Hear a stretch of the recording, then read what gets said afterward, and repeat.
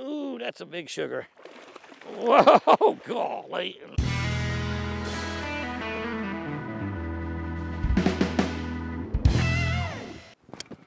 Come here, baby. Come here, sugar. Ooh, that's a big sugar. Ooh, that's a big sugar. Ooh, that's a big sugar. Whoa, golly, meaner than snot. Golly, what a fish. Oh my goodness. I had fished for 2 or 3 hours and had 2 bites and lost both of them. But that's a way to start right there. That's a big boy right there. Come here, baby. Come here, baby. Come here, baby. I got my spot lock set. Look at that fish. Holy moly. God, it's a giant. Good gosh. Good gosh. Whoa! Look at that giant. That's a 7-pound fish. Holy smokes. Yeah, I got him hooked good. I don't know how those other 2 come off. I've had 3 bites is all I had. I had 2 bites on that blue one. God, look at that fish. That's a giant. That's a 7-pound fish. Right here is where spot locks works. It's weight and goal. I hit my spot lock and I'm sitting right here, not moving even though the wind's blowing. I'm way back in a cove. I haven't got out in the wind too much. I've been trying to stay back in pockets. God, what a giant fish. Well over 7 pounds.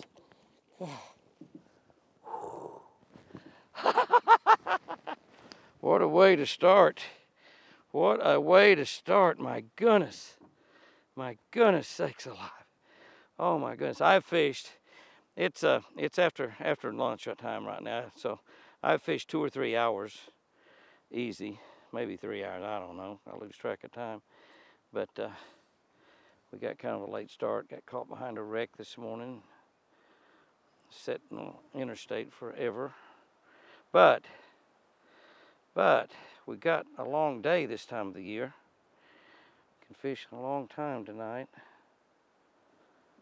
And we may have to, the way they're biting. The wind is blowing out of the north. It's blowing really, really hard. So I've tried to get back in pockets and get out of the wind as much as I possibly can. But it just hadn't been paying off. I mean, I've had 2 bites all day long. Ooh, I mean, my spot lock is in a tree up there chopping wood. You hear it? Well, that's not a very good rig, Jimmy. You gotta have that baby straight. A little bit further back.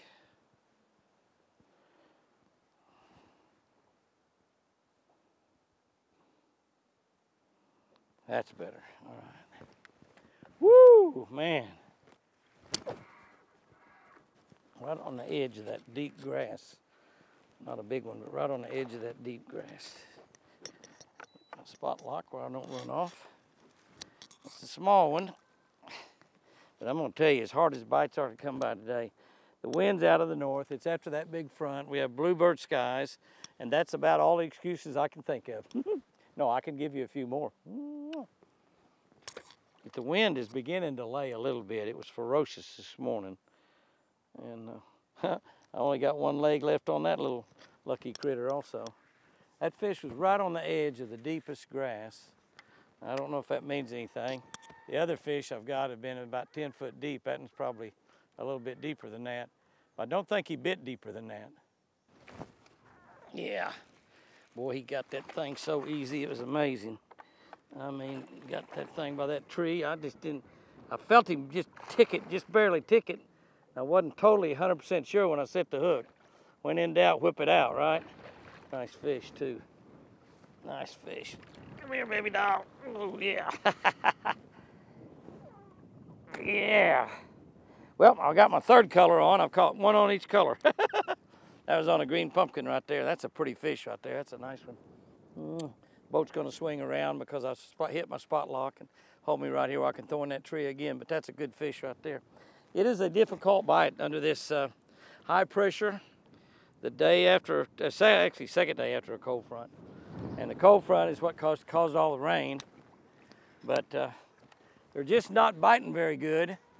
I keep thinking I'll find a place where there's quite a few of them and be able to catch several in one spot. So far, I haven't found that spot. He might have swallowed it. He had it quite a while. Yeah, he might have swallowed it too. I didn't know that guy had it. I was sitting down here like a big dog. You swallow it, buddy? Yes, I did, Jimmy. What do you expect? You're supposed to set the hook quicker than that. Oh, that's why you fish with barbless hooks. When you make a mistake like that, my goodness sakes alive. How far down there do you have that, guy? Open your mouth. I'm going to help you out here.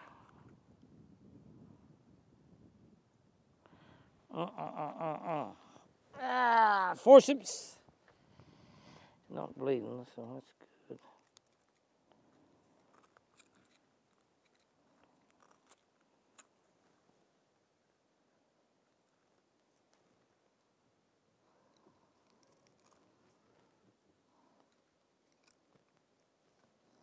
I can't find the hook. I'm getting a hold of his worm. I don't think we're going to be able to use that little lucky craw again. Get all the pieces out.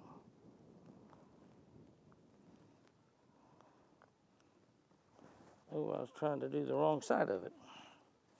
Yeah, that's not a bad deal. Not bad at all. That fish should be fine. Let's hope. Dear Lord, I pray that you keep that fish alive. He didn't know that he had an idiot on the other end of the line that was not going to set the hook when he should have. He just thought he had a lucky creature to eat for dinner. Amen. One of the things that makes this bait so special, the big deal is the tail. Those tails, those paddle tails on there. See those paddle tails that have that little paddle right there on the end of it? That's the deal right there. That thing right there. You see how wide that is there? The action, I'll show you in the water a minute ago. And the texture of that bait, it's soft enough that it just feels, it feels so good in a fish's mouth. But you can catch several fish on it if you can keep the bluegill from eating the tails of it off. You can catch several fish on it. And the other thing is it's got salt in it. So it's got salt in it, and I've always liked salted baits. You know my buddy Gary Yamamoto that had Yamamoto lures? The baits he has made for himself to use personally, he doubles the salt. That's right, doubles the salt. I wonder if I could get Lucky Strike to double the salt for me. It's a thought. It's a thought. If that happens, I'm not going to tell anybody. Doubles the salt. And that makes the bait a little bit heavier, is what it does. But it's a good enough texture you can catch several fish on it, yet it is not so hard you can't get really good hook sets. And here's the deal. Look at this thing in the water. This is the deal. Look at that. Look at that. See those tails? See the tails? That's what makes it a killer right there, is those tails.